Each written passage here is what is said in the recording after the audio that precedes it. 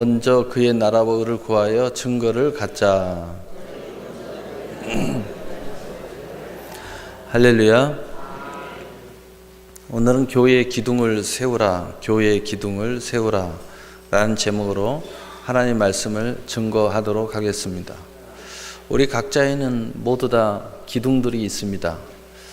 육적인 기둥도 있고 또 영적인 기둥도 있고 삶의 기둥도 있어요. 어떤 가정에 보면 우리 첫째 딸이 우리 집안의 기둥이라고 그래요.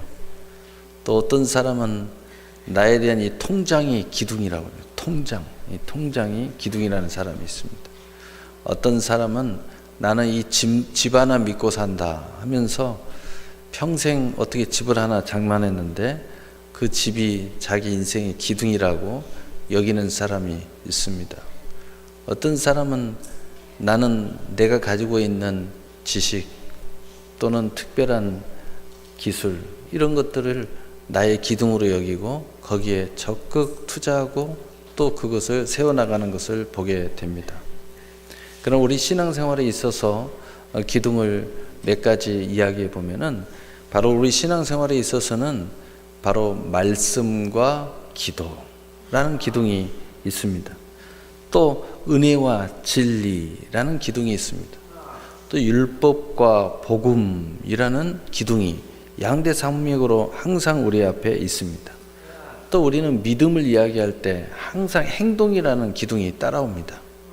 그래서 행동이 없는 믿음은 죽은 믿음이다. 이런 말이 나를 속삭이는 거예요. 그래서 기둥이라는 것이 옆에 와서 딱 들어섭니다. 참 포도나무 그러면 가지라는 단어가 딱 들어옵니다. 그래서 참 포도나무와 가지가 함께 있어서 많은 열매를 맺고 또 성부 아버지가 농부라는 단어가 우리 앞에 다가오죠. 또 우리가 현실적으로 우리의 삶 속에서 보면 교회라는 기둥이 있고 성경이라는 기둥이 있고 목회자라는 기둥이 있고 또 그것을 모아 또 성도라는 기둥이 딱 세워지게 되는 것입니다. 또 우리 인생에 있어서 가정이라는 단어가 따라오면 또 우리에게 기업이라는 단어가 따라오고 또 우리는 예수 믿는 사람이니까 신앙이라는 단어의 기둥이 따라오게 되어 있습니다. 이런 것들은 항상 함께 세워져야 할 기둥이고 그리고 그것이 함께 할 때에 합력하여 선을 이루기 때문입니다. 오늘은 이 기둥들 중에서도 교회의 기둥을 세우라 라는 제목을 가지고 말씀을 나누는데 이 교회의 기둥을 세우라는 것은 무슨 이야기입니까? 바로 교회의 기둥이 되라는 것입니다. 교회의 기둥을 세워라 라는 것은 내가 교회의 기둥이 되어라 라는 거예요. 성경에 보니까 우리는 교회의 지체요. 또 우리는 적극적으로 서로 상합 연락하여 참여할 것을 독려하고 있는 것입니다. 그렇다면 교회의 기둥이 되라라는 말은 무엇이고 교회의 기둥이 되라는 것은 뭐예요? 우리 마음 안에 교회의 기둥을 다시 세우라는 것입니다. 이것은 서로 상합 연락하는 관계예요. 내가 교회의 기둥이 세우는 것은 내가 교회의 기둥이 되는 거고 그러한 신앙과 그러한 마음과 그러한 삶이 내 안에 세워질 때 그 교회라는 기둥이 내 마음에 들어와서 내 인생을 세우는 거예요. 내 가정에 교회의 기둥이 딱 들어와서 내 가정을 세워주는 거예요. 내 기업에 교회의 기둥이 들어와서 내 기업을 세워주는 거예요. 그래서 교회의 기둥을 세우라라는 것은 교회의 기둥이 되는 거고 지체가 되는 거고 참여를 독려하는 거고 그것이 내 마음의 기둥의 역할을 해서 내 마음을 믿음으로 든든하게 세워주고 내 가정을 믿음의 가정으로 든든하게 세워주고 내 기업을 믿음의 기업으로 든든하게 세워주는 역사를 이루게 된다는 것입니다. 그래서 내가 회사의 기둥이다. 그러면요, 그 사장은 나는 회사의 기둥이라고 생각하는데 사장이 내 기둥이 돼요. 왜? 내가 그 회사의 아주 중요한 기둥이 역할을 하면요, 사장이 내 기둥이 된다니까. 나는 회사의 기둥이 됐는데 그 회사의 그 모든 통로가 내 가정에, 그 회사가 내 가정의 기둥이 돼요. 여러분이 이런 관계를 잘 이해하셔야 돼요. 그래서 모든 것을 상합 연합해야 돼요. 모든 것을 합력하여 선을 이루게 되어 있다는 거예요. 그래서 우리의 생각이 이렇게 서로 모든 것을 합력하여 선을 이룬다는 이 순환 원리를 잘 이해하게 되면 우리 인생이 참 이기적이고 독단적, 또 자기만이 편협적인 그런 생각에서 우리가 노임을 받을 수 있게 되는 것입니다. 그렇다면 교회는 도대체 무엇이길래, 먼저 교회라는 그 명제에 대해서 정리를 해보겠습니다. 교회는 예수님이다 라고 말할 수 있습니다. 왜냐하면 머리는 그리스도다라고 성경에 말하고 있어요. 머리는 그리스도다. 교회의 머리가 그리스도라는 것입니다. 바로 그것은 천하 만물의 권위가 바로 예수 그리스도에게 있다는 것입니다. 그래서 에베소서 1장 22절에 또 만물을 그의 발 아래 복종하게 하시고 그를 만물 위에 교회의 머리로 삼으셨느니라. 천하 만물을 창조하시고 경영하시고 처음과 나중이신 여호와 하나님, 바로 그 하나님의 본체이신 예수 그리스도, 바로 그분이 천하 만물 위에 있다는 것입니다. 그런데 있으면서 동시에 교회의 머리로 삼았다는 거예요. 그렇다면 뭐냐? 교회에 그러한 권위가 함께 있다는 거죠. 그래서 교회가 깨어나면 사회가 깨어나는 것입니다. 교회가 죽으면 사회가 죽어요. 우리가 이것을 알아야 돼요. 그래서 이 사회가 혼탁하다 그러면 우리는 금방 알아야 돼요. 아, 우리 교회가 요즘에 혼탁하구나. 이것을 알아야 됩니다. 교회가 바로 서게 되면요, 사회의 등불이 되는 거예요. 빛이 되는 거예요. 그래서 먼저는 내가 먼저 서야 될 줄로 믿습니다. 교회가 혼탁하다 하고 욕만 하는 사람이 있는데 그 말은 자기 얼굴에 욕하는 거예요. 왜냐? 교회가 혼탁한 것은 예수 믿는 사람이 혼탁하니까 교회가 혼탁한 거지. 그래서 우리가 이런 걸 잘 이해해야 돼요. 다시 말해서 내가 바로 서면 교회가 바로 서고, 교회가 바로 서면 이 사회가 바로 서게 된다. 그게 뭐냐? 예수님의 권위 아래 있기 때문에 그렇다는 겁니다. 두 번째, 교회는 예수님이라는 뜻은 바로 우리는 그의 지체요, 예수의 권위에 우리는 참여하고 있다는 거죠. 에베소서 5장 30절에 우리는 그의 몸의 지체임이라. 우리는 예수님의 몸이라는 겁니다. 그러니까 예수님이 머리가, 교회의 머리가 그리스도고 우리는 그의 지체니까 교회가, 우리가 교회의 지체가 되는 거예요. 그러므로 교회를 한마디로 얘기하면 예수님이다. 우리는 교회의 지체다. 이렇게 말할 수 있는 것입니다. 그래서 교회 안에는 예수의 권위가 있고 우리는 그 예수의 권위에 참여하고 있고 그 예수의 권위는 천하 만물 위에 있고 그 만물을 복종케 하시고 다스리고 계신다는 거예요. 그래서 세 번째, 교회는 천하 만물을 충만케 하는 충만이라고 성경은 말씀하고 있습니다. 그래서 에베소서 1장 23절에 교회는 그의 몸이니 만물 안에서 만물을 충만하게 하시는 이에 충만함이니라. 천하 만물을 충만케 하는 충만이라는 것입니다. 한마디로 이야기해서 하나님께서 우리를 만드실 때 흙으로 빚어가지고 그 코에 생기를 넣으니까 생명의 존재가 됐듯이 이 천하 만물에 하나님께서 생기로 임하니까 그 생기가 천하 만물을 이루어 놓고 있다는 것입니다.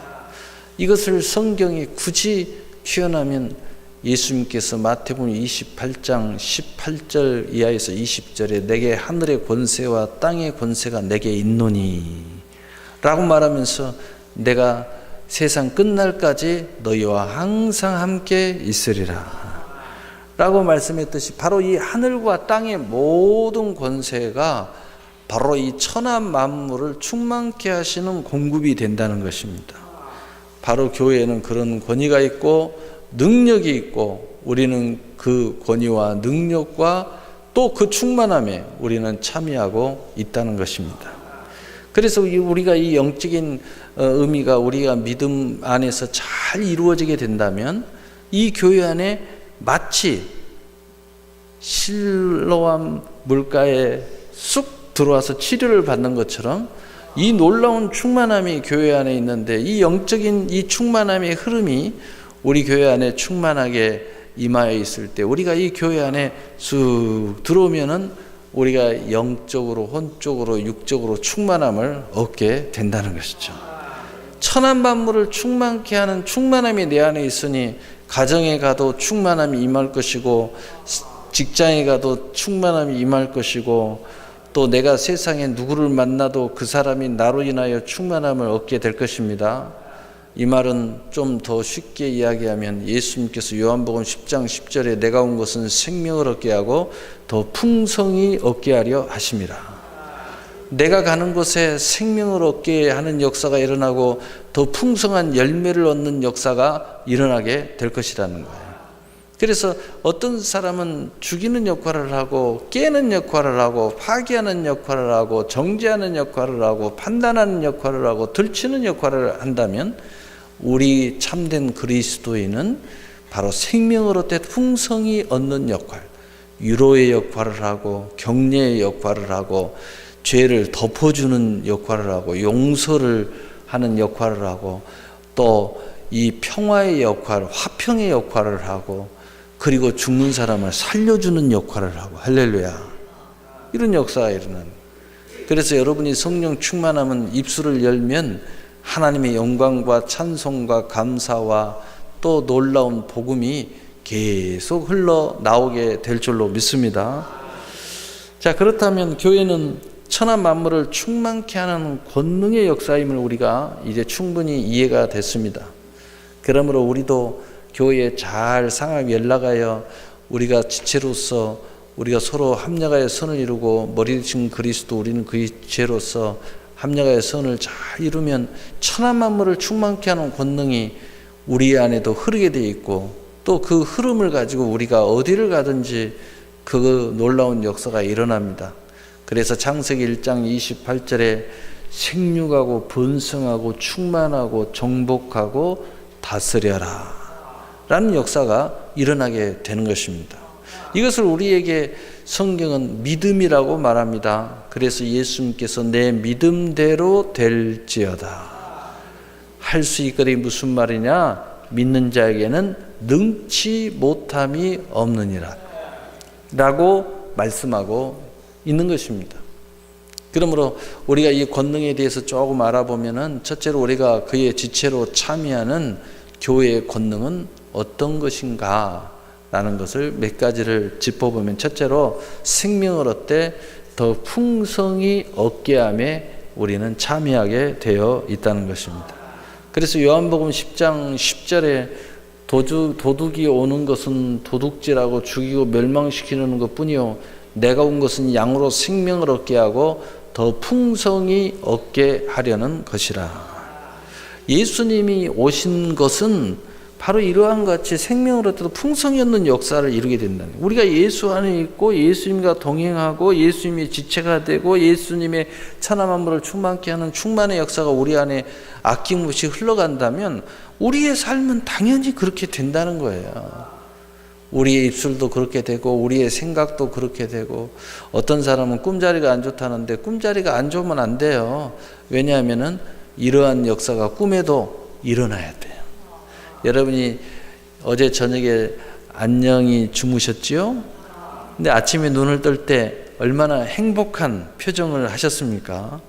바로 그것은 바로 이 충만한 역사가 우리 안에 있었기 때문이에요. 근데 어떤 사람은 밤새 뒤척였다고 그래요. 어떤 사람은 밤새 싸웠다고 그래요. 왜 그러는가? 충만함이 없이 그냥 저녁에 안 좋은 것들로 충만해 갖고 주무시다 보니까 그냥 밤새 꿈속에서 싸운 거야. 어떤 사람은 그냥 여보 그러면서 뭐 굿나잇 하면서 이렇게 뽀뽀까지 하고 자놓고 밤새 꿈속에서 남편하고 싸우는 거예요. 왜냐하면 그냥 겉으로만 했지 마음 안에는 막 이만한 걸 이고지고 그냥 자니까 그런 역사가 일어나는 거예요. 그래서 예수님께서 해가 지기 전에 너의 분을 풀어라. 마귀가 틈타지 않도록. 마귀가 틈을 타네. 그러니까 우리가 충만함을 갖게 되고 바로 이 역사가 일어나게 되면은 절대 그럴 일이 없어요. 그래서 마음만 거기에 참여하는 것이 아니고 우리의 영만 참여하는 것이 아니라 그것이 영원히 우리 안에 그것이 참여하게 되면 우리의 꿈도 참여하게 되고요. 비전도 참여하게 되고요. 가정도 참여하게 되고요. 우리의 일도 참여하게 돼요. 여러분의 생각이 이런 모습으로 가득 차면 여러분이 하는 일도 이렇게 가득 차게 되어 있다는 것입니다. 얼마나 놀라운 사실입니까? 바로 우리는 이런 비밀에 더 적극적으로 참여해야 되고 이 비밀이 내 안에서 흘러나가도록 늘 우리가 우리 주님에게 오픈해야 돼요. 마귀에게 오픈하면 안 되죠. 나쁜 것에 오픈하면 안 되죠. 또 세상의 죄에 오픈하면 안 되죠. 그러나 우리 주님에는 적극적으로 오픈해야 돼요. 여러분이 주님에게 이 흐름이 내게 들어와서 우리 주님이 오신 목적을 이루어야 되는데 주님과의 관계를 자꾸 막는 사람들이 있어요. 주님이 수고하고 무거운 짐자들아 다 내게로 오라 그러는데 자꾸 오는 줄을 끊는 사람이 있는데 안 돼요. 오픈해야 이 역사가 우리의 영혼 육 삶에, 우리의 가정에, 우리의 직장에, 우리의 기업에, 우리의 삶에, 우리가 하는 모든 일과 사역의 현장에 이것들이 막 흘러나가게 되는 거예요. 여러분이 물을 막 보내는데 그 물길을 막으면 안 돼요. 물길을 터주면 그 물이 끝까지 막 흘러가는 거예요. 할렐루야. 여러분 과거에 로마 유적지에 가면은 그 수로 만들어 놓은 거 보면요. 너무너무 대단해요. 그 멀리서 그 수로를 통해서 그 로마까지 흘러 들어가는 거예요. 그래서 그 어마어마한 도시를 유지하고 그 부흥의 역사, 그 융성의 역사가 막 일어나요. 마치 그런 것처럼 여러분도 주님에게 흘러 들어가는 이 왕성한 충만함의 흐름을 자꾸 수로를 열듯이 자꾸 열어야 됩니다. 열어놓으면 계속 들어가면요. 여러분 안에 그것이 충만함을 이루게 되고 이제 그 수로에 있는 들어온 예수님으로부터 들어온 이 은혜와 이 진리의 역사, 충만함의 역사, 천하 만물을 충만함의 역사가 여러분의 삶 속에 이제 흘러나가기 시작하는 거예요. 여러분의 입술로 흘러가죠. 여러분의 생각으로 흘러가죠. 여러분의 눈으로 흘러가죠. 여러분의 귀로 흘러가죠. 여러분의 손과 발로 흘러가죠. 이게 이제 계속 흘러가다 보면 여러분의 이제 삶에 흘러가는 거예요. 삶에. 직장으로 흘러가고 기업으로 흘러가고 이렇게 막 흘러가는 겁니다. 흘러가면 어떻게 돼요? 그곳에 놀라운 일이 일어나는 거예요. 마치 우리 어렸을 때 피터팬이 요만한 별 막대기로 탁 치면 놀라운 일이 일어나듯이 그냥 이게 흘러가서 막 닿은 데마다 생명을 얻대다 풍성이 없는 역사가 일어나는 거예요. 얼마나 놀라운 역사가 일어나요. 그러니까 옆에서 마귀가 와가지고 여러분을 흔들고 이상한 사람이 와서 여러분을 흔들어대고 여러분 시기하고 질투하고 죽이고 멸망시키려고 하는 어둠의 세력들이 와서 여러분을 자꾸 깨트리려고 하고 또 부부관계 깨트리려고 하고 여러분 기업 깨트리려고 하고 여러분 마음 평안하고 기쁜 마음 깨트리려고 해도 안 깨지는 거예요. 이것이 충만하니까. 할렐루야. 얼마나 놀랍습니까? 두 번째로는 우리가 천국 열쇠를 사용하는데 참여하게 되어 있다는 것입니다. 천국 열쇠는 음부의 권세를 이기는 권세라고 성경은 말하고 있습니다. 마태복음 16장 18절 19절에 보면은 내 교회를 세우리니 음부의 권세가 이기지 못하리라. 내가 천국 열쇠를 내게 주리니 내가 땅에서 무엇이든지 매면 하늘에서도 매일 것이요 내가 땅에서 무엇이든지 풀면 하늘에서도 풀리리라 하시고. 음부의 권세, 사악한 권세, 악한 권세, 게으른 권세, 또 망하는 권세, 이런 모든 피폐한 이 어둠의 세력 마귀가 가지고 오는 이 권세를 우리가 이기게 되어 있다는 것입니다. 다 이것을 이겨버려요. 그리고 천국 열쇠, 내가 땅에서 매면 한시 더 매이고 땅에서 풀면 한시 더 풀리는 역사, 얼마나 놀랍습니까? 내 믿음대로 될지어다. 여러분, 이 천국 열쇠를 적극적으로 사용하시기를 바랍니다. 여러분, 아무리 좋은 천국 열쇠를 내게 있어요, 아무리 좋은 차를 주어도요, 그걸 운전할 줄 모르면 안 되듯이, 어떤 사람이 누구에게 이 요트를 물려받았다고 하는데 제법 비싸요. 요트가 너무 멋져요. 그런데 늘 쳐다보고만 있어. 이번 여름지 지나가는데도요, 요트를 한번 못 타요. 왜 그러는가? 너 왜 요트 물려받았다는데 왜 그 요트 한번 타지 못하냐? 요트를 운전을 못 한다는 거예요. 또 그것도 자격증을 따야 되는데 아직도 못 땄다는 거예요. 아이고, 참 안 됐다.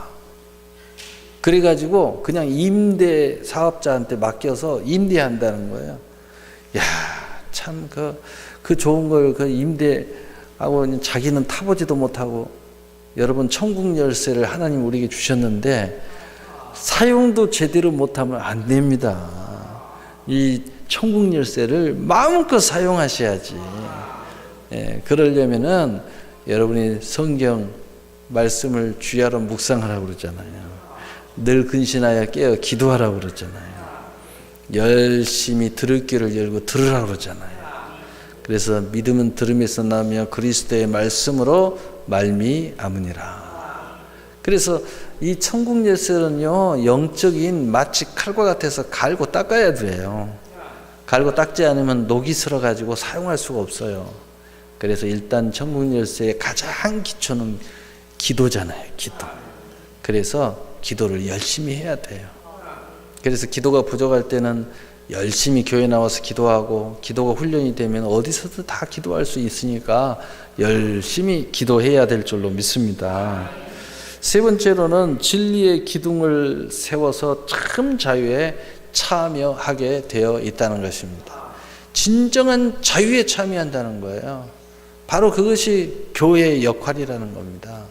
그래서 우리가 교회, 영적인 교회, 정말 살아있는 교회, 이 천하 만물을 충만한 교회, 정말 예수 그리스도의 지체로 참여하고 그 머리 대신 그리스도에게 참여한다면 우리는 모든 것에서 진정한 자유가 일어나게 된다는 것입니다.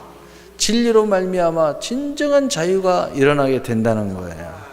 그래서 요한복음 8장 32절에 진리를 알지니 진리가 너희를 자유롭게 하리라. 이것을 성경적으로 이 진정한 자유를 두 구절로 딱 표현한 데가 있어요. 로마서 8장 1절에서 2절입니다. 예수 안에 있는 자는 결코 정잠이 없나니 생명의 성령의 법이 죄와 사망의 법에서 너희를 해방하였습니다. 진정한 자유.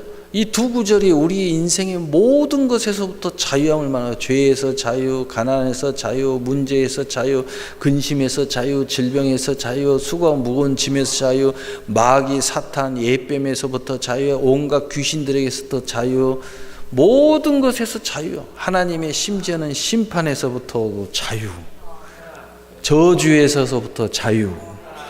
할렐루야. 여러분, 이 자유의 역사가 여러분 안에 넘쳐나기를 바랍니다. 이 자유가 넘쳐나면 얼마나 좋습니까? 이 자유가 넘쳐난다는 것은 이 역설적 거꾸로 다시 말하자면 여러분이 왜 복을 못 받아요? 영적인 복이든 혼적인 복이든 육적인 복이든 물질의 복이든 삶의 복이든 이상의 복이든 어떤 복이든 왜 못 받아요? 자유가 없어요. 결박당했다. 근데 이 자유가 하나씩 풀어지게 되면 거기에 대한 하나님이 이미 우리를 축복하신 권능이 있어요. 영혼이 잘 되고 범사가 잘 되며 내가 강건하기를 원하노라. 말씀처럼 또 하나님께서 우리의 형상을 따라 사람을 지으시고, 그리고 이 모든 이 사람에게 이 세상을 다스리게 하자 하시고, 그리고 그 코에 생기를 불어넣으니 생명이 된지라. 내가 내게 이르노니 생육하고 번성하고 충만하고 정복하고 다스려라. 얼마나 놀랍습니까? 이게 진정한 자유요, 우리 하나님의 형상을 받은 우리에게 하나님이 주신 권위요 권세입니다. 능력입니다. 그런데 이것이 모든 죄와 사망으로 말미암아 결박되어 버렸어요. 그래서 우리는 지금 무엇을 하려고 해도 할 힘이 없어요. 너무 안타깝죠. 너무 안타까워요. 많은 사람들이, 많은 젊은이들이 꿈과 비전이 있는데 내 원대로 하지 못해서 너무 분통을 터뜨리고 있는 거예요. 너무 안타까운 거예요. 이것 때문에 안 되고 저것 때문에 안 되고 뭐 이것 때문에 하나는 내가 능력이 안 돼서 안 되고 하나는 내 여건이 안 돼서 안 되고 너무 안타깝잖아요. 그러나 먼저 이 문제를 풀려면 매듭을 풀듯이 영의 문제를 풀어야 돼요. 인간은 영, 혼, 육, 삶이 있는데 바로 이 삶을 변화시키려면 이 사람의 마음이 변화되면 삶이 달라져요. 왜? 마음이 달라지니까 삶을 바꿔서 살잖아요. 근데 이 마음이 달라지려면 영혼이 바뀌어야죠. 영혼의 축복이 있어야 됩니다. 여러분, 저 사람은 왜 이렇게 악한 짓을 많이 하나 하면 마음이 뭔가 모르는데 악한 마음이 가득 차 있어. 그래서 누가 뭐라고 하면 그냥 악한 것으로 반응을 하는 거예요. 무슨 생각을 해도 악한 생각만 나. 그거 치료받아야 돼요. 그거 바꿔야 돼요. 그런데 하나님 앞에 은혜를 받고 축복을 받고 성령의 영혼의 축복을 다 받으면은요, 마음에서부터 복된 마음으로 가득 차요. 누가 말을 해도 참 많은 사람들이 그 사람을 지지할 정도로 언어가 좋고 그 내용이 좋고 영향력이 좋아져요. 그러니까 내 주변에 그 다음에 내 마음과 내 심장과 내 기관들도 반응이 좋아요. 여러분, 내 상태가 안 좋으면요, 심장도 상태가 안 좋아져요. 그리고 이 모든 신경도 상태가 안 좋아진다고요. 그래서 뭘 해도 잘 안 돼요. 스트레스가 막 눌러대니까. 그런데 내가 잘 되고 영혼이 잘 되면요, 마음의 상태도 좋아지죠. 내 육신의 모든 기관의 상태도 좋아져요. 그리고 여기에서 나가는 말, 보는 눈, 듣는 귀, 행동, 자세 이런 것들이 좋은 영향을 미치니까 나하고 관계되는 내 가족과의 관계도 좋아지고요. 나를 아는 모든 사람들이 여러분 안 지켜보는 것 같지만 다 지켜보고 있어요. 관계가 굉장히 좋아져요. 그러니 거기에서 묶인 것이 다 풀어지는 거예요. 온갖 저주가 다 풀어지는 거예요. 나쁜 것들이 다 풀어지는 거예요. 마치 아침에 태양이 떠오르면 어둠이, 칠흑 같은 어둠이 쫙 빠져나가면서 밀려나가잖아요. 여러분 해돋이 보셨어요? 저는 어디를 가든지 시간 되면 해돋이 시간에 딱 가서 시계 봐가지고 해돋이 보려고 이렇게 서 있어요. 야, 그러면은 그걸 보면서 무슨 생각을 하느냐? 모든 죄와 사망에서 생명의 승리로 법으로 말미암아 내가 자유함을 얻었다. 주님의 은혜가 내 안에 들어오니까 내게 있는 어둠이 탁 빠져나가는 것을 생각이 돼요. 얼마나 감격적입니까? 그럼 어느덧 이제 해가 태양 위로 딱 올라가면 그 태양 자체가 안 보여요. 여러분, 우리가 은혜 안에 들어가면요, 하나님이 안 보여요. 은혜만 보여. 은혜만 보인다고. 처음에 첫사랑을 받을 때는 하나님이 보여요. 그런데 완전히 빛 안에 서 있으면요, 태양이 안 보여요. 우리가 하나님의 은혜에 있고 축복 안에 쑥 들어오면은요, 하나님은 안 보이고 축복만 보여요. 그래서 자칫 잘못하면 우상 숭배에 빠지게 되죠. 내가 목적을 잃어버려요. 어떤 여인이, 부부가 싸워요. 젊은 친구들이. 왜 싸우는가 했더니 결혼 기념일인데 선물 가지고 싸워가지고 난리가 났어요. 그래서 앉혀놓고 이야기했죠. 너희들 왜 사냐? 왜 결혼했냐? 뭐 두 말 하면 잔소리죠. 사랑해서. 그런데 그 사랑은 온데간데도 없고 선물 타령 갖고 싸우고 있냔 말이야. 사랑의 본질은 사라져버렸고 선물이 본질이 돼버렸어. 선물 때문에 열받고 선물 때문에 싸우고 선물 때문에 각방 쓴다는 거예요. 앞으로 선물 주지 마라. 선물 없애란 말이야. 선물이 아닌 사랑의 고백만 해란 말이야. 선물도 사랑이 살아있을 때 그 선물에 가치가 있는 거지. 의미가 있는 거지. 할렐루야. 하나님의 축복도 하나님의 경외하심이 살아있고 하나님으로부터 오는 은혜가 살아있을 때 이 하나님의 풍요가 가치가 있는 거예요. 왜 세상이 이렇게 어두워지고 있는가? 바로 그것은 바로 우리 안에 있는 하나님의 본질, 하나님의 은혜가 보이지 않고 그걸 잃어버렸기 때문에 이런 상황이 되고 있다는 것입니다. 여러분, 그래서 이러한 것들을 구체적으로 우리는 교회 안에서 진정한 자유함 속에서 그 구체적인 하나님의 은혜와 역사를 배워야 된다는 것이죠. 그래서 디모데전서 3장 15절에 하나님 집에서 어떻게 행하여야 할 것을 알게 하려 함이니 이 집은 살아계신 하나님의 교회요 진리의 기둥과 터니라. 할렐루야. 그래서 교회 안에서 진리를 잘 배워서 바로 우리가 진정한 자유함에 참여하는 여러분이 되시길 바랍니다. 네 번째로 그리스도와 교회의 모든 비밀에 참여하도록 되어 있다는 것입니다. 우리 에베소서 5장 30절 32절에 보면 우리는 그 몸의 지체임이라 그러므로 사람이 부모를 떠나 그 아내가 합하여 그 둘이 한 육체가 될지니 이 비밀이 크도다. 나는 그리스도와 교회에 대하여 말하노라. 그리스도와 교회에 대하여 말하면서 부부 문제를 가지고 이야기했다는 거예요. 이거 이해가 안 되면 남녀가 서로 결혼해 가지고 한 몸을 이루는 것이 그리스도와 교회의 비밀을 말한 것과 똑같다고 말하는 거예요. 아직도 교회를 모르느냐? 교회는 예수님과 우리가 한 몸을 이루는 거야. 부부가 마치 사랑을 해서 한 몸을 이루는 것처럼 바로 이 비밀을 너희가 알아야 돼 라고 말하는 것입니다. 그래서 여러분 그 하나가 된다는 그 의미와 가치 그리고 하나가 돼서 움직인다는 그 역사는 너무 할 말이 많죠. 거기에는 너무 놀라운 일들이 많죠. 바로 그 모든 비밀에 참여하는 것이 교회에 참여하는 것이다 라고 말씀하고 있는 것입니다. 여러분이 잘 이해가 안 되면 부부 생각하면 돼요. 부부가 만나서 나쁜 거 생각하지 말고요. 좋은 것만 한번 생각해 보세요.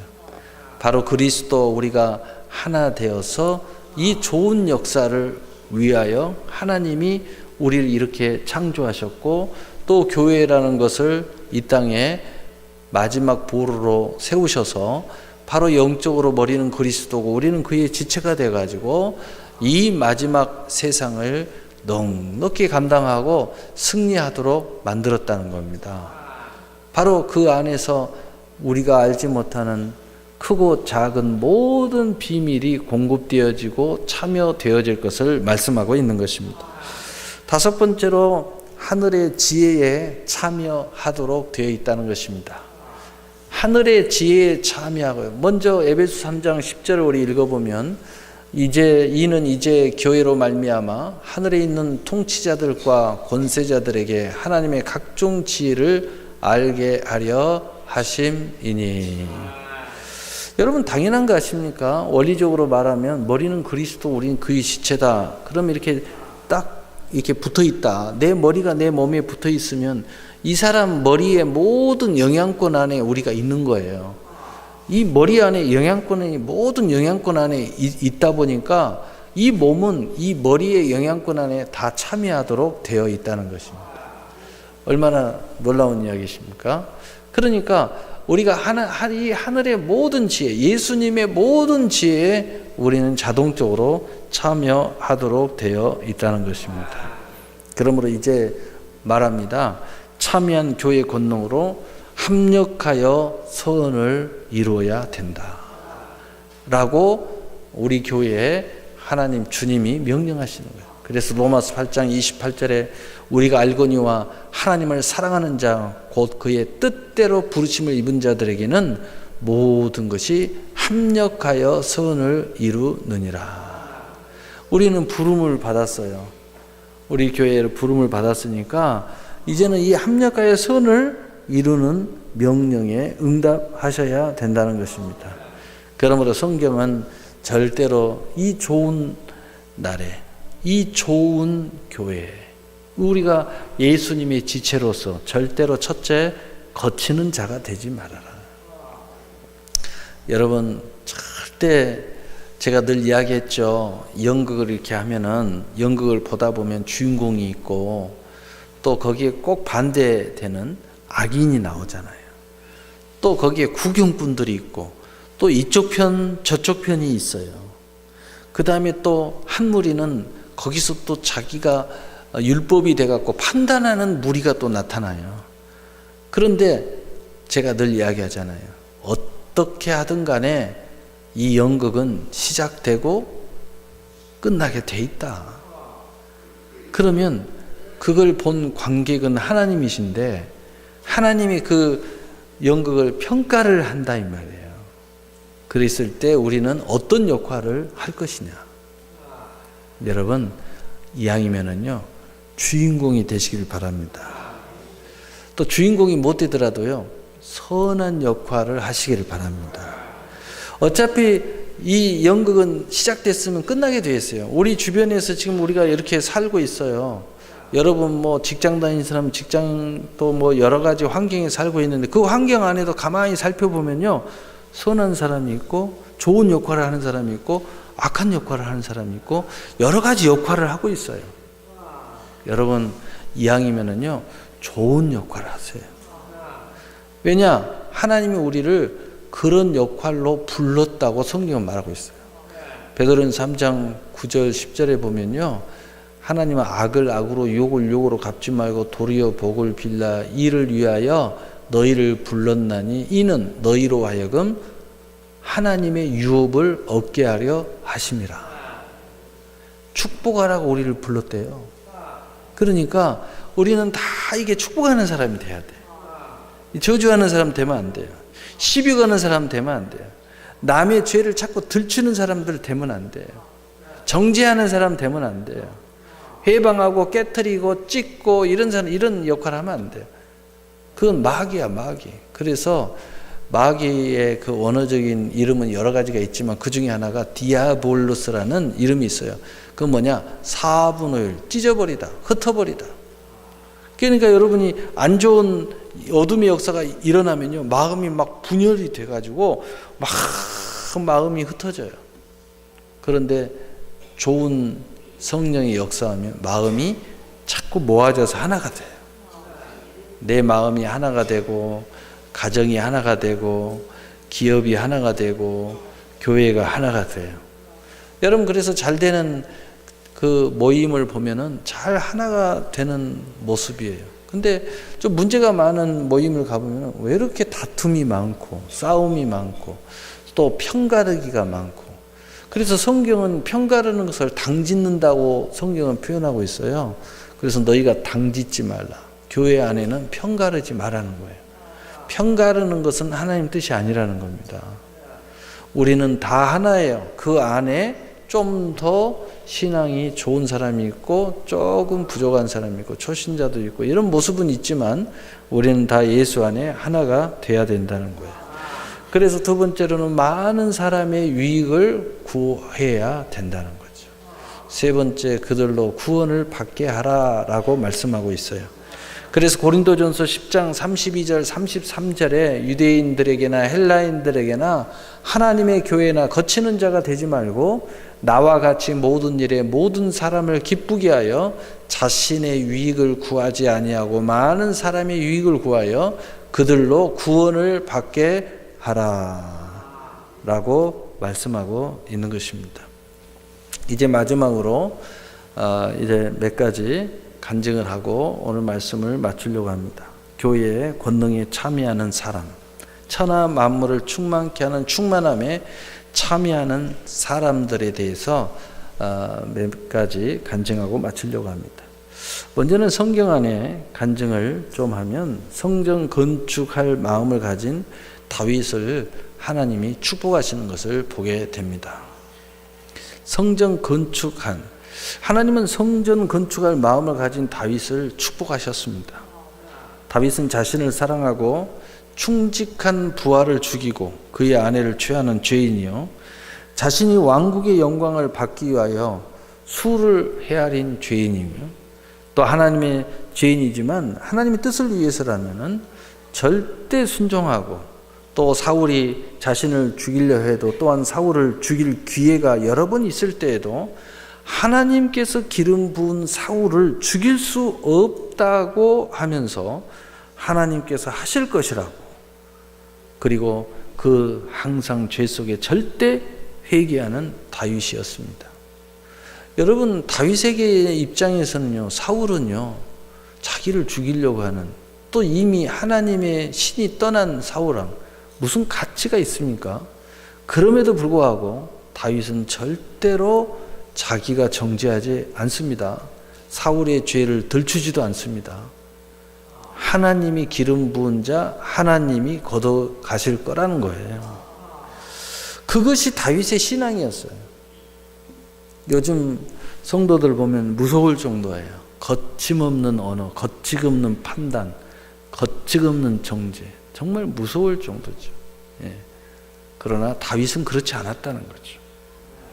그리고 하나님은 도저히 용서할 수 없는 죄를 저지른 다윗에게 은혜를 베푸시는 결정적인 계기는 바로 다윗이 이런 신앙을 가지고 있으면서 항상 다윗이 어떻게 하면 하나님을 경외하고 하나님의 그 경외함 속에 잘 섬겨볼까 하다가 바로 다윗이 성전을 건축하겠다고 생각한 거예요. 왜? 하나님이 그 위대하신 하나님의 전이 장막이에요. 그 위대하신 하나님의 전이 산막이에요. 어디 뭐 산 위에 있는 거예요.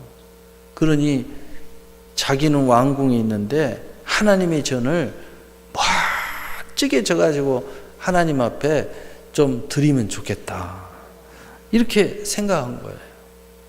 여러분, 이것을 오늘날 굉장히 비판하는 사람들도 많이 있는데 저는 비판할 것도 아니고 또 뭐 그렇게까지 따질 것도 아니다. 왜냐? 저 진 사람들의 마음이 중요하다, 이런 거예요. 너무 요즘 사람들은 남 일에 너무 관심이 많고요. 자기가 못하면은 그걸 그렇게 힘들어해요. 그런데 바로 이 다윗은 그런 마음이에요. 오로지 하나님을 사랑하는 마음으로 그렇게 한 거예요.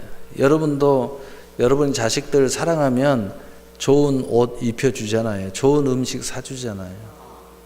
내 자식이니까. 뭐 때문에요? 사랑하니까. 또 한 남자가 한 여자를 공략하는데요, 이렇게 가만히 보면 얼마나 애쓰는지 몰라요. 그게 왜 그러는가 보니까 사랑하니까 막 온갖 선물을 다 하고 온갖 걸 다 해요.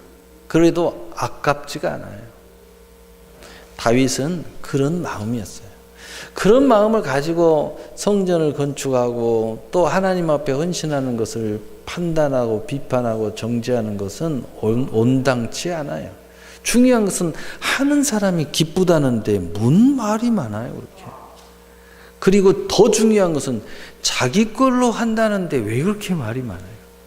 문제는 남의 걸로 하거나 또는 뭐 공유 자산을 가지고 한다든가 남의 것을 한다든가, 이게 문제인 거지 자기 걸 가지고 헌신한다는데 왜 그렇게 말이 많아요? 절대 그러면 안 돼요.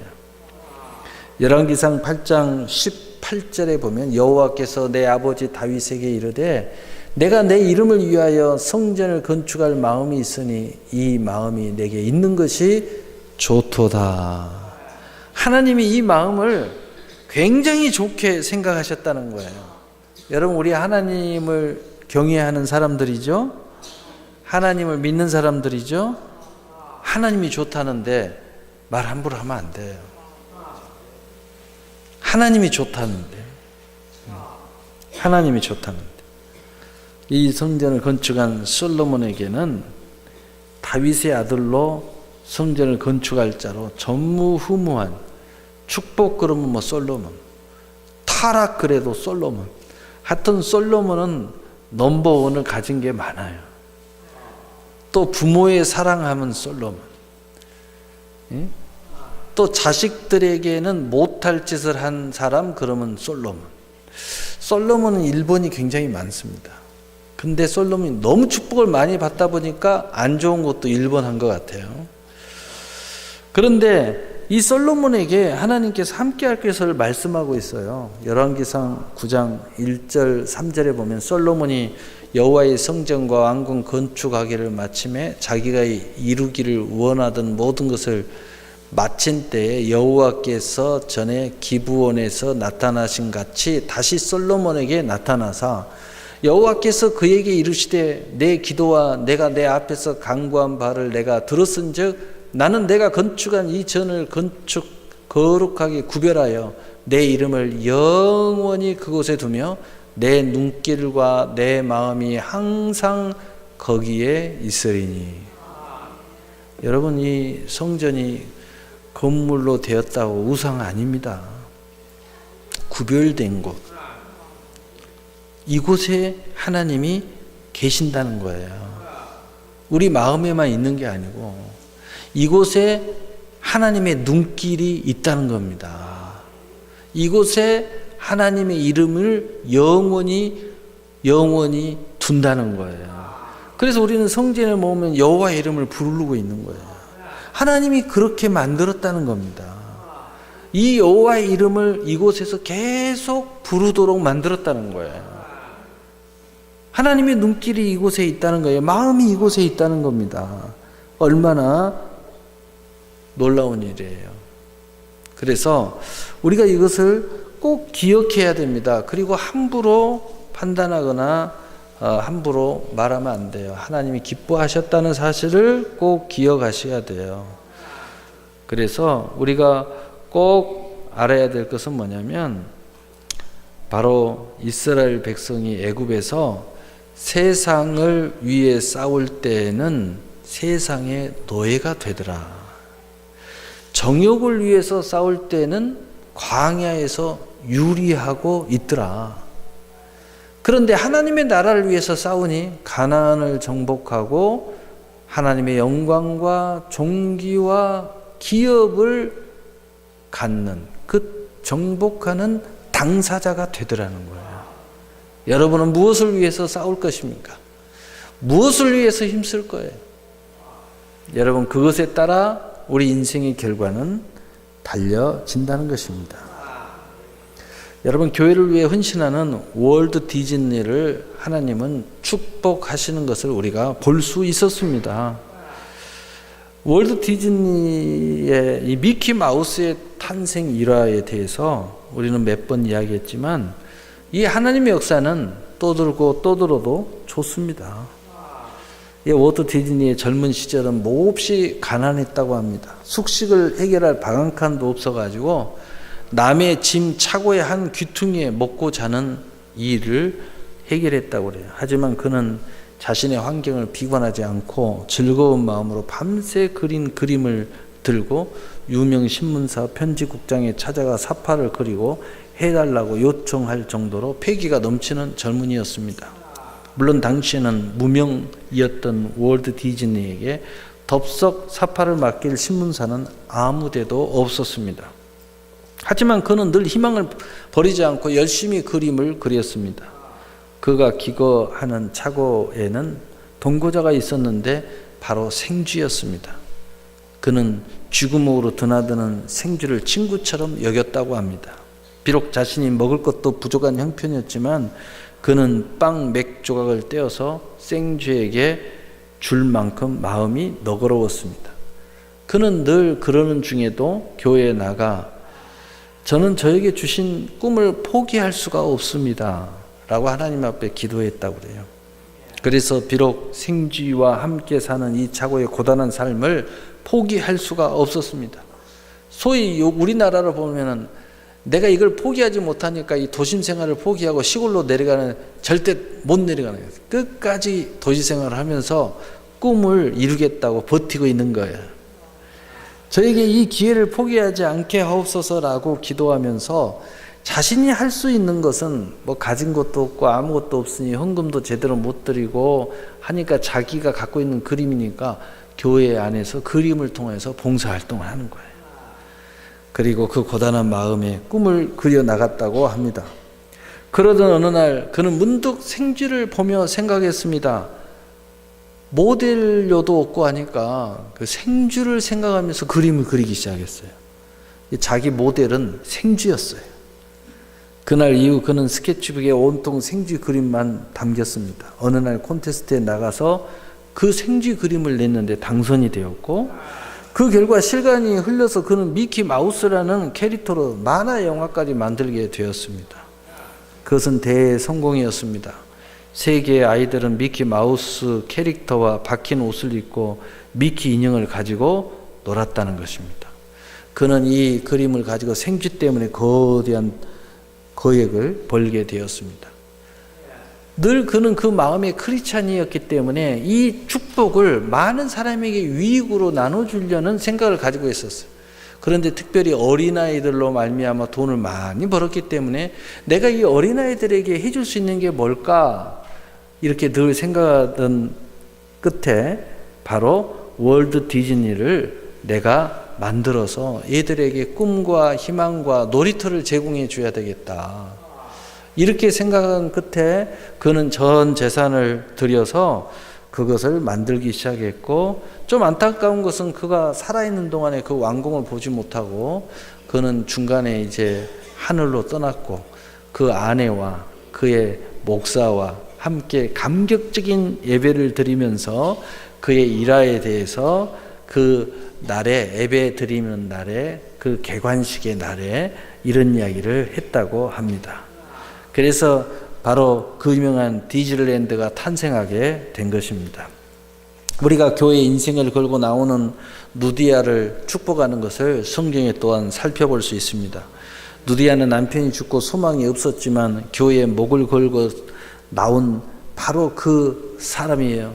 하나님이 그를 축복하셔서 유통의 재벌이 되게 만드신 것을 우리가 압니다. 누디아는 남편이 죽고 모든 가산이 다 탕진되어서 오직 하나님께 기도밖에 할 것이 없어서 날마다 기도하는 중에 하나님께서 보내신 바울 목사를 만나게 된 거예요.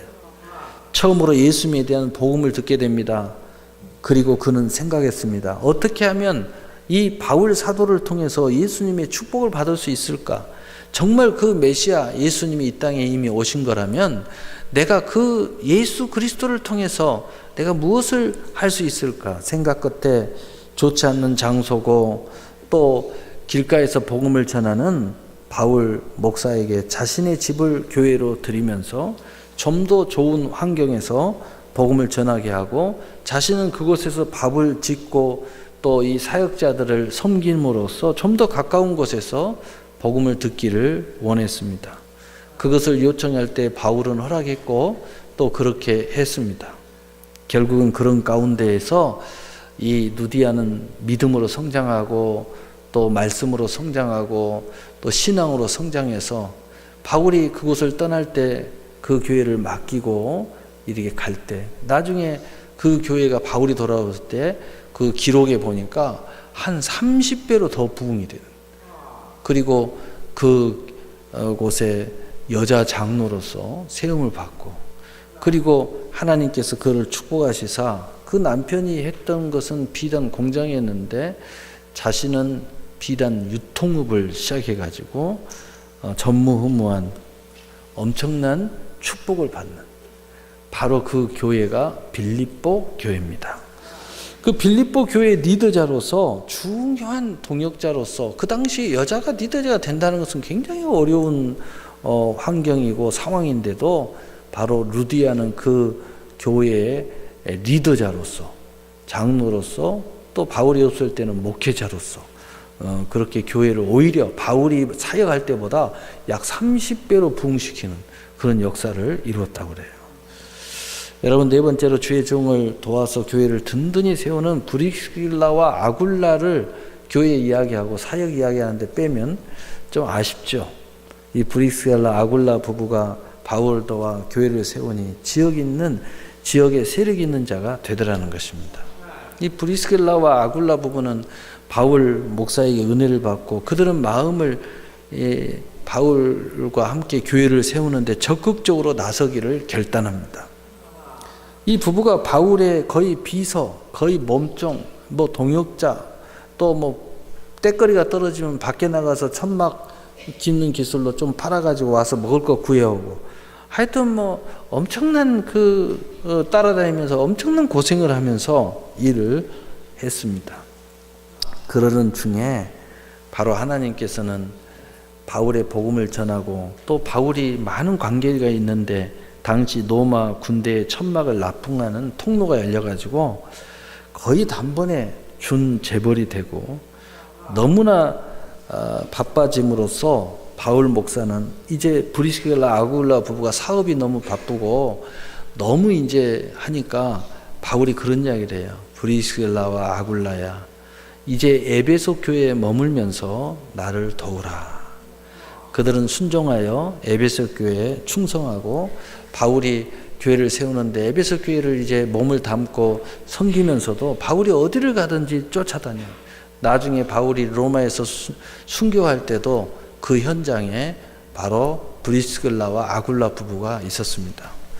얼마나 놀라운 사람입니까? 또한 마지막으로 이제 시한부인 녹펠러 이야기를 빼면은 참 안타깝죠. 요즘에 녹펠러에 대해서 비판도 많고, 또 그렇게 대재벌이 되면서 얼마나 나쁜 짓을 많이 했겠느냐 이렇게 하지만, 여러 가지 보는 측면이 여러 가지 있기 때문에 저는 녹펠러의 신앙의 좋은 점만 보려고 합니다. 시한부인 녹펠러가 성전 건축에 전력을 하니까 생명을 연장하고 축복하셔요. 저는 그럼에도 불구하고 녹펠러를 간증하는 이유는 하나님은 죄인을 축복하시고 사랑하십니다. 죄인 중에도, 또 죄 가운데도, 악한 가운데에서도 그 가운데 하나님을 사랑하고 하나님께 믿음으로 나오는 자를 하나님은 축복하신다는 메시지를 여러분에게 전하고 싶은 거예요. 녹펠러가 43세에 사형 선고를 받았을 때에 교회를 건축하여 들기를 시작했습니다. 그때 이미 어느 정도 재벌이 됐을 때예요. 그런데 온몸에 암이 퍼져가지고 이제는 당신은 죽습니다. 43세 때 사형 선고를 받았어요. 43세 때 온 직장암에 걸려서 1년밖에 남지 않습니다. 그때 이미 녹펠러는 제법 부자가 되었고, 책에 보면 11조 열심히 해서 복을 받니 여러 가지 책들이 많이 나와 있어요. 저는 오늘 그 이야기를 하려고 하는 게 아니고, 녹펠러가 사형 선고를 받았을 때 악했든 어쨌든 죄인이었든 어쨌든 그때 녹펠러가 어떻게 했냐 이 말이에요. 녹펠러는 그때서부터 자기 인생 전체를 하나님 앞에 드리기로 한 거예요. 자기가 가지고 있는 모든 자산을 동원해서 교회를 건축하고 하나님 일이라면 아낌없이 써대기 시작했습니다. 얼마나 놀라운 일입니까? 그런데 43세 때부터 하나님의 교회를 건축했는데, 그 평생에 그가 교회를 건축한 개수가 몇 개였냐면은 4,982개를 건축했어요. 이건 정말 상상할 수가 없어요. 아무리 돈이 많다고 그 많은 교회를 어떻게 건축해가지고 하나님 앞에 드립니까? 녹펠러니까 가능한 거예요. 근데 더 놀라운 것은 43세 때 앞으로 1년 안에 죽는다는 녹펠러가 몇 살까지 살았느냐? 98세까지 살았어요. 병이 치료되지 않는 상태에서. 저는 녹펠러의 악행을 말해도 괜찮습니다. 그럼에도 불구하고, 그런 진짜 악한 자라고 하더라도 그럼에도 불구하고 그가 하나님 앞에 헌신할 때 하나님 그를 붙잡고 사용하셨다는 거예요. 이게 복음이에요. 저는 이 복음을 여러분에게 전하고 싶은 거예요. 하나님은 아무리 연약한 자도, 아무리 약한 자도 하나님께 나오면 용서하시고 사용하셔요. 할렐루야. 여러분, 오늘 이 역사가 여러분 안에 가득 차기를 바랍니다. 몇 가지 더 많은 간증들이 있는데 말씀을 이제 마치려고 합니다. 교회는 예수님입니다. 교회의 기둥으로 천하 만물을 충만케 하는 충만에 참여하심으로써 여러분 존귀한 자로 영광에 이르는 증거로 여러분의 삶을 금생과 내생에 후회함이 없는 성취가 일어나기를 예수님의 이름으로 축복합니다. 사랑의 하나님 아버지 감사합니다.